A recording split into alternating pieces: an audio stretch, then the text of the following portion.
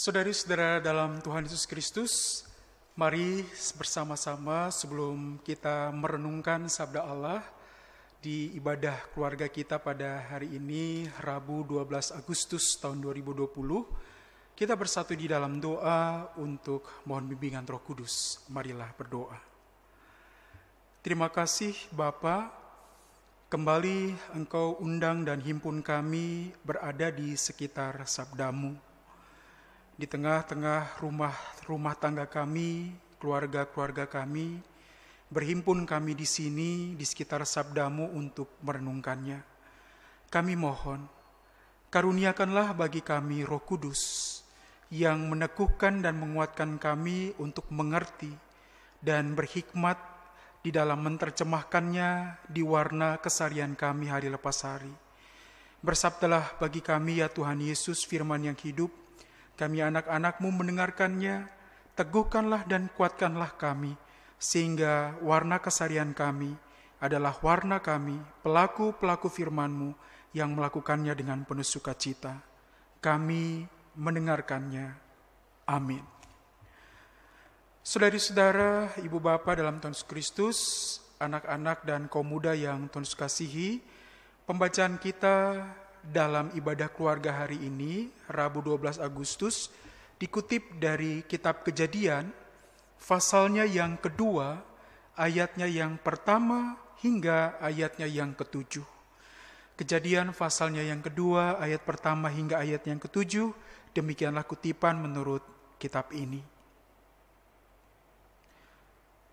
Demikianlah diselesaikan langit dan bumi dan segala isinya. Ketika Allah pada hari ketujuh telah menyelesaikan pekerjaan yang dibuatnya itu, berhentilah ia pada hari ketujuh dari segala pekerjaan yang telah dibuatnya itu. Lalu Allah memberkati hari ketujuh itu dan menguduskannya, karena pada hari itulah ia berhenti dari segala pekerjaan penciptaan yang telah dibuatnya itu. Demikianlah riwayat langit dan bumi pada waktu diciptakan. Ketika Tuhan Allah menciptakan bumi dan langit, belum ada semak apapun di bumi, belum timbul tumbuh-tumbuhan apapun di padang. Sebab Tuhan Allah belum menurunkan hujan ke bumi dan belum ada orang untuk mengusahakan tanah itu. Tetapi ada kabut naik ke atas dari bumi dan membasahi seluruh permukaan bumi itu. Ketika itulah Tuhan Allah membentuk manusia dari debu tanah dan menghembuskan nafas hidup ke dalam hidungnya. Demikianlah manusia itu menjadi makhluk yang hidup. Demikianlah pembacaan Alkitab. Terpujilah Tuhan Yesus Kristus. Haleluya. Bapak Ibu yang Tuhan Yesus kasihi, dalam versi narasi kisah penciptaan ini, dengan begitu bagus sang narator berusaha untuk berkisah tentang proses penciptaan, di mana diawali dengan kondisi ketika pada waktu itu yang terlihat hanyalah baru padang gurun yang gersang. Belum ada tumbuhan, tidak ada tanda-tanda kehidupan di bumi. Itu hampir sama seperti gambaran panorama di Palestina yang memang didominasi dengan daerah yang memiliki padang gurun gersang yang begitu luas. Bumi pun tiada kehidupan, dan yang ada adalah sebuah proses penantian ketika hidup itu akan ada kala ada air hujan. Dan dalam narasi kisah penciptaan versi yang baru saja kita baca tadi, ketika kemudian ada kabut yang kemudian naik ke atas dari bumi dan membasahi seluruh permukaan bumi, barulah ada daya tumbuh bagi tumbuh-tumbuhan yang dilukiskan di padang waktu itu. Tanah lembab yang kemudian karena ada kabut, dan itu memberikan potensi daya hidup bagi tanaman untuk tumbuh. Sudah pasti dalam imajinasi kita ada kabut berair yang kemudian naik dari bumi, lalu membasahi seluruh permukaan bumi, sehingga Allah dapat membentuk manusia dari debu tanah yang basah itu, bagaikan tukang periuk membentuk periuknya. Jadi imajinasi kita gambarkan hanya ada padang belantara, lalu ada kabut berair yang kemudian di dalamnya memberi potensi hidup bagi tumbuh-tumbuhan, bahkan debu tanah itu berpotensi untuk bisa dibentuk. Jadi sekali lagi, debu tanah. Jangan asosiasi kita kepada tanah liat, bukan, tapi debu tanah. Dan itu nampak sekali dari kata Ibrani yang ada dalam bacaan kita untuk menyebut Adam, itu bertautan dengan kata Ibrani Adam dan Dama, yang kalau diterjemahkan secara harafiah debu tanah. Jadi bukan tanah liat, tapi debu dari tanah. Nah, kalau memang asumsinya adalah debu tanah, maka itu berarti jauh lebih rapuh ketika dia dibentuk. Untuk bagikan seorang tukang periuk membentuk periuk dari debu tanah, akan jauh lebih rapuh daripada periuk yang dibuat dari tanah liat. Tapi dalam bacaan kita digambarkan dari debu tanah. Lalu Allah menghembuskan nafas hidup ke dalam hidungnya. Dalam bahasa Ibrani, nefes, itu artinya tenggorokan atau alat pernapasan, yang kemudian dimaknai lebih lanjut dengan adanya nyawa atau adanya daya hidup. Dari sini kita bisa melihat betapa rapuhnya keberadaan manusia itu, yang esensinya digambarkan sebagai Adam, sebagai Dama, debu tanah, yang berarti vulnerable, begitu rapuh, begitu rentan. Tapi kemudian Allah memberikan nafas hidup ke hidungnya, nefes yang berarti tenggorokan dan alat pernapasan, dan itu kemudian dimaknai sebagai nyawa atau hidup, barulah kemudian nampak tentang manusia yang bermartabat itu, yang kemudian ada daya hidup di dalamnya, yang kalau kemudian kita membaca narasi ini lebih lanjut, kerapuhan itu sungguh-sungguh dimahkotai oleh Tuhan sendiri sebagai gambar dan citranya dalam versi kisah penciptaan, dalam Kejadian pasal 1, yang kemudian diberikan kepercayaan dan mandat untuk mengelola alam ciptaan ini.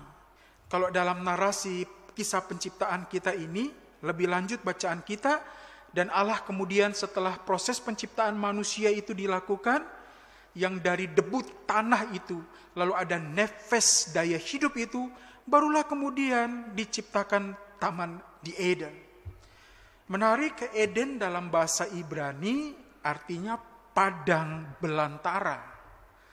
Tapi arti lain dari Eden adalah juga kemakmuran. Jadi kalau mau melihat dari skema narasi ini, penciptaan manusia itu kemudian juga disertai dengan Allah memberikan habitat, memberikan ekosistem, memberikan lingkungan, sehingga kemudian manusia punya daya hidup di dalamnya, yang disebut-sebut dengan Eden itu, sehingga kemudian dilukiskan sebagai padang belantara, tapi di sisi yang lain arti Eden kemakmuran. Ketika manusia hadir di sana lalu kemudian diberikan daya dan kemampuan untuk menata segala sesuatunya, Eden menjadi rumah bersama baginya untuk kemudian di dalamnya manusia hidup dan bertumbuh serta berkembang, memaknai kebaikan, memaknai kebenaran, memaknai keindahan di dalamnya. Sama seperti arti Eden, padang belantara ya, tapi juga kemakmuran. Kala Tuhan menempatkan manusia yang serupa dan segambar dengannya itu sebagai wakil Allah di dunia ini. Kita tahu bahwa dalam sejarah narasi kisah penciptaan dalam kitab Kejadian ini mirip juga dengan kisah-kisah atau narasi di Asia Barat Daya kuno pada waktu itu secara khusus yang dimiliki oleh orang-orang Mesir. Nah, orang-orang Mesir mereka menyembah dewa Chnum. Dewa Chnum ini adalah dewa yang digambarkan seperti manusia tetapi berkepala kambing. Dan dewa Chnum inilah yang dipercayai sebagai pencipta tubuh manusia dari debu tanah liat dan menempatkannya dalam kandungan ibunya. Itu versi kisah narasi penciptaan menurut orang Mesir. Nah, sementara narasi yang kita miliki, kisah penciptaan dalam Alkitab kita ini, digambarkan bukan dari tanah liat, tapi debu tanah. Adam, Dama, debu tanah yang jauh lebih rapuh dari tanah liat. Tapi kemudian Allah memberikan nephes, yang akhirnya dimaknai dengan nyawa dan daya hidup itu. Siapakah kita manusia yang begitu rapuh, rentan dan vulnerable ini? Tapi dicintai Allah, yang kemudian dicipta Allah serupa dan segambar dengannya, menjadi wakilnya di dunia, bahkan ditempatkannya di Eden, rumahnya yang kemudian berarti kemakmuran. Itu tidak lain tentang manusia yang kemudian di dalamnya diberkati, dirahmati oleh Allah sendiri. Sama seperti sebuah rumusan tegas, Allah menghembuskan nafas hidup ke dalam hidungnya. Sebuah gambaran tentang tenggorokan dan alat pernapasan itu. Dan melaluinya manusia punya daya hidup, manusia punya nyawa, dan akhirnya bisa berkarya, melakukan aktualisasi apa saja sebagai dirinya dalam arti manusia yang utuh. Bapak Ibu Saudara-saudara dalam Tuhan, hari ini tanggal 12 Agustus dikenal dengan Hari Remaja.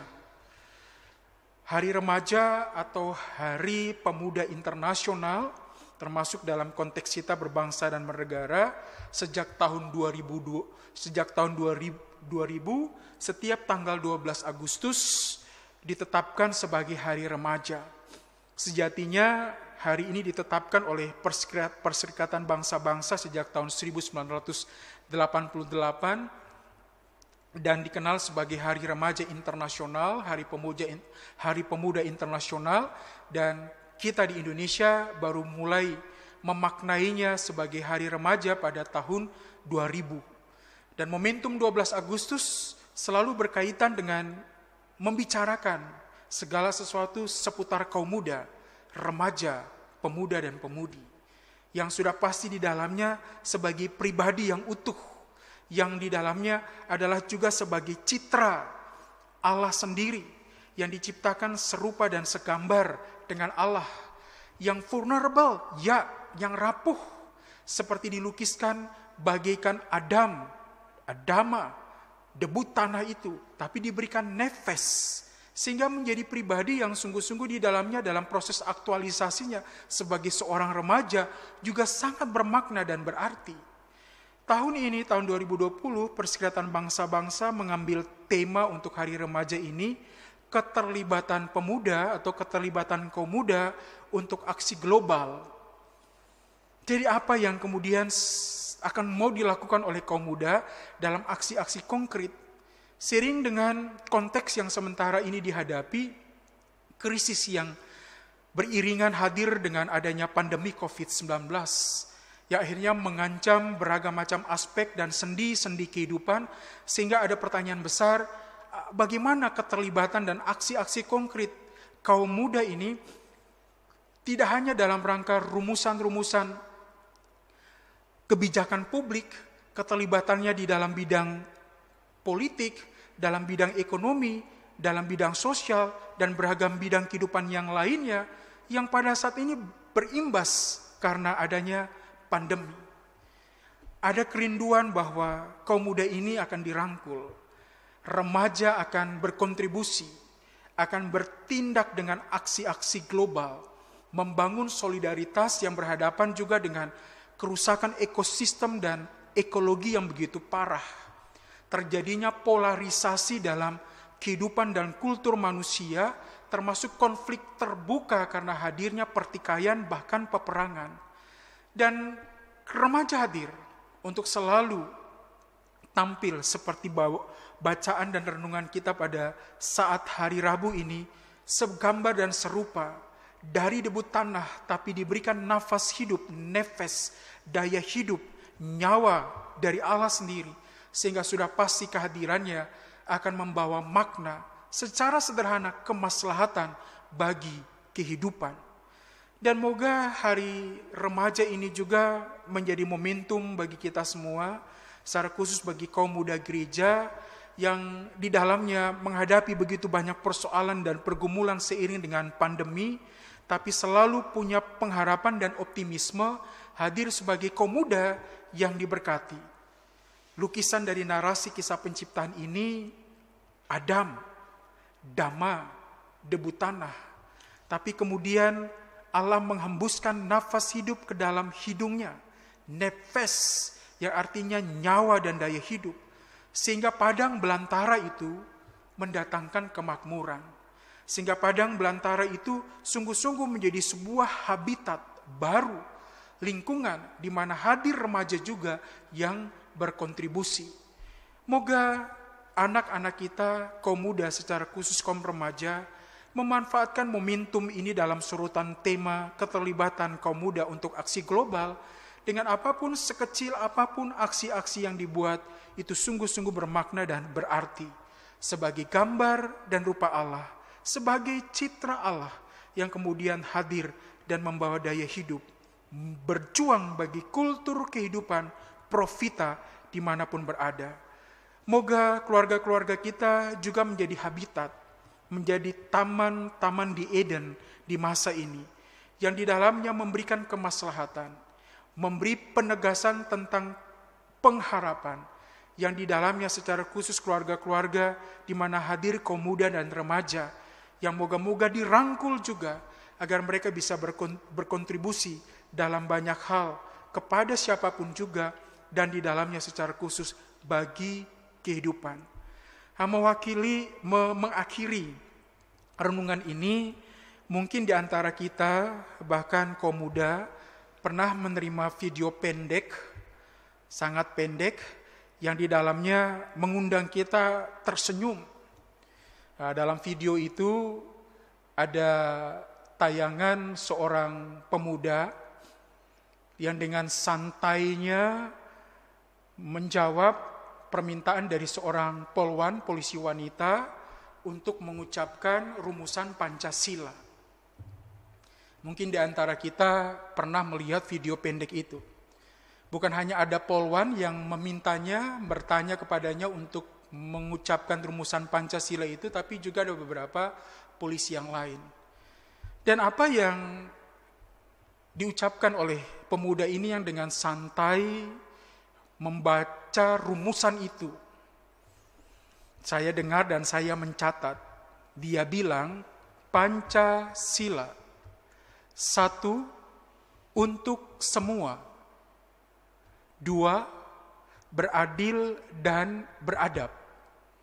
Ketiga, kemanusiaan yang beradab. Keempat, kemanusiaan yang, dia agak bingung, gak bisa lanjut, yang beradab katanya. Lalu polwan tanya, kata siapa? Kata dia tadi. 5, kemanusiaan yang adil dan beradab, kan? Coba.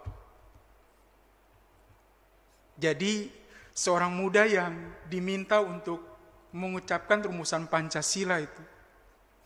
1, untuk semua. 2, beradil dan beradab. 3, kemanusiaan yang beradab. 4, kemanusiaan yang beradab katanya, kata dia. 5, kemanusiaan yang adil dan beradab, kan? Saya tidak tahu bagaimana kondisi itu, tapi kalau Bapak Ibu memperhatikannya, dia kayaknya agak fly. Jadi sedikit-sedikit agak sempoyongan begitu. Tapi moga-moga realnya tidak mabuk. Tapi dengan entengnya dia menjawab itu, dan akhirnya menjadi bahan tertawaan. Saya yakin kasus ini bukan yang pertama. Ada yang lain. Setiap kali diminta untuk membaca rumusan Pancasila, kadang mengundang senyum dan tawa. nyaris benar, tidak benar, keliru, dan lain sebagainya, ya sama seperti kasus pemuda ini. Pertanyaan untuk kita semua menyongsong 75 tahun kemerdekaan Republik Indonesia. Pancasila adalah rumah kita, ideologi kita, dasar negara kita.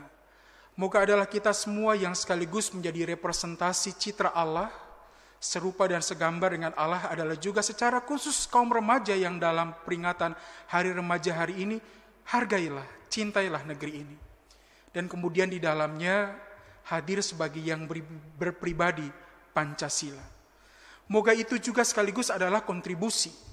Kalau kemudian tema keterlibatan kaum muda untuk aksi global dan keterlibatan juga untuk hadir merumuskan kebijakan-kebijakan publik, bagaimana merumuskan kebijakan-kebijakan publik itu kalau merumuskan Pancasila saja salah-salah seperti tadi. Tapi moga-moga itu tidak terjadi bagi kaum muda gereja yang kemudian hadir, berkontribusi sebagai kaum remaja yang dibanggakan, baik bagi masyarakat, bagi gereja, bagi keluarga, terlebih bagi Tuhan Yesus Kristus sendiri. Selamat berkarya, selamat Hari Remaja Nasional, selamat Hari Remaja Internasional, 12 Agustus tahun 2020, Tuhan Yesus memberkati kita sekalian. Amin. Mari kita bersatu di dalam doa, kita berdoa. Bapa yang baik dalam Tuhan Yesus Kristus, kami bersyukur karena Engkau memperkenankan kami kembali merefleksikan tentang kasih-Mu dalam narasi kisah penciptaan melalui kitab Kejadian di pasal 2. Kami debu tanah. Engkau menghembuskan nafas hidup melalui hidung kami. Ada daya hidup. Kami pun bernyawa. Kami bisa mengaktualisasi diri sebagai yang diciptakan menurut gambar dan rupa-Mu jua. Sehingga sebagai citra, kami Engkau hadirkan di Eden, padang belantara itu yang menjadi kemakmuran. Itu semata-mata karena Engkau yang memperkenankannya. Jika kami menerima mandat sebagai yang diciptakan untuk hadir sebagai citra-Mu sendiri, bantulah kami agar kami mengaktualisasi kehidupan kami sebagai insan yang bersyukur, karena sebagai ciptaan kami Engkau hadirkan di tengah-tengah habitat kami untuk berkontribusi dan terus-menerus berdaya kreasi sehingga membawa kebaikan dan membawa kemaslahatan. Kami berterima kasih seiring dengan Hari Remaja Nasional pada saat ini. Kami berdoa secara khusus bagi kaum muda kami yang di dalamnya kami yakin sekalipun mereka berusia remaja kini sebagai kaum muda, mereka juga adalah citra-Mu sendiri. Diciptakan serupa dan segambar seturut dengan Engkau, di mana Engkau hadirkan mereka untuk kemudian berkontribusi dan berkarya dengan daya kreasi yang sungguh-sungguh Engkau hadirkan membawa kebaikan bagi hidup secara utuh. Biar berkatilah anak-anak kami ini secara khusus ketika mereka masih berada dalam bangku-bangku pendidikan, bangku-bangku sekolah dan kuliah. Mereka hadir sebagai kaum muda yang sementara mencari jati diri dan identitas diri, bahkan semakin mantap melangkah untuk meraih masa depan, mimpi-mimpi dan cita-cita mereka. Tuhan berkati. Seiring dengan aksi global yang mau mereka buat dalam menghadapi pandemi COVID-19 dalam beragam macam dimensi dan bidang kehidupan. Rahmati anak-anak kami ini dengan kesehatan, dengan akal budi, dengan hikmat, dengan ketekunan, dengan kesabaran, sehingga mereka mampu menata masa muda mereka dengan baik dan berkontribusi dalam beragam macam bidang kehidupan sebagai anak-anak yang sungguh-sungguh Engkau berkati.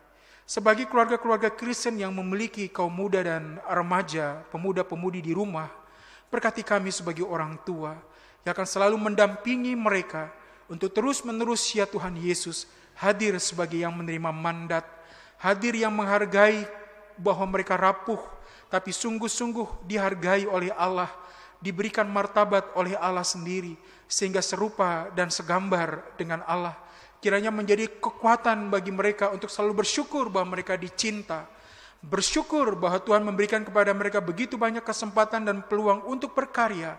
Dan mereka melakukan banyak hal, mempersiapkan masa depan mereka dengan bertanggung jawab atas kehidupan mereka di saat ini. Saya berdoa secara khusus bagi kaum muda yang sementara berhadapan dengan masalah, mereka yang pada akhirnya bersentuhan dengan masalah hukum, yang kemudian di dalamnya harus berada dan mengalami beragam macam pembinaan untuk itu. Mereka yang terjebak dengan narkoba, mereka yang kemudian terjebak dengan beragam macam tindak kriminal yang lain.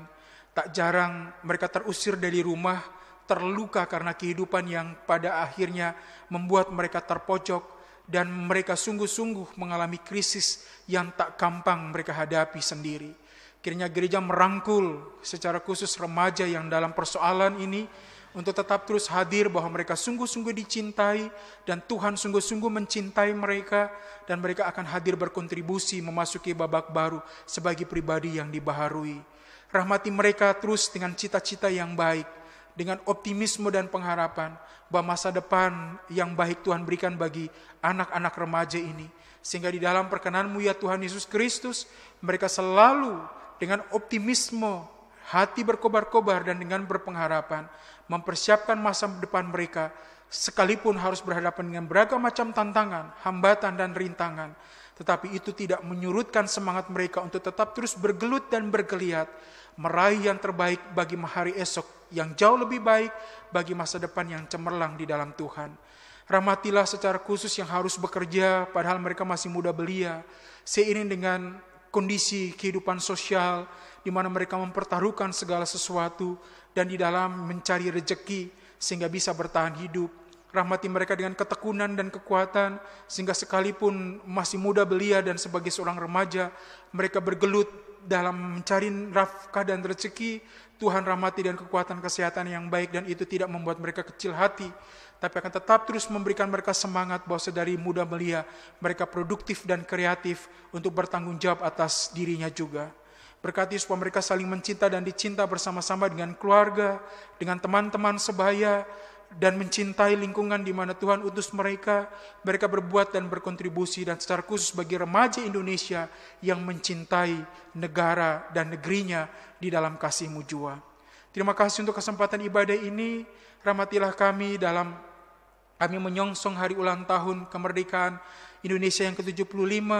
Apapun kontribusi yang bisa kami buat bagi bangsa dan negara kami di tengah-tengah situasi dan krisis yang serba terbatas ini, adalah kami semua yang selalu bersyukur bahwa Tuhan rahmati kami dengan kesabaran, ketekunan, kesetiaan, dan menjalani segala sesuatu dengan selalu berterima kasih bahwa Tuhan menopang dan mendukung kami sehingga kami tidak sendirian dalam memaknai hari-hari kehidupan kami. Karena berkatilah kami ya Tuhan Yesus dalam kami memaknai apa yang boleh kami lakukan setiap waktu.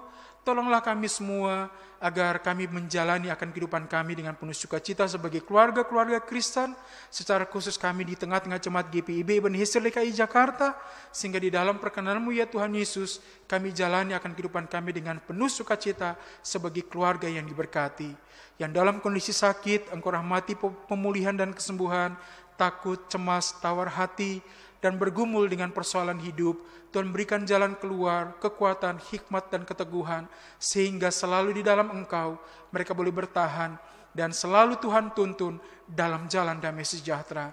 Kami berhadapan dengan rupa-rupa persoalan, beragam peristiwa dan pengalaman kehidupan yang tak jarang membuat kami terluka.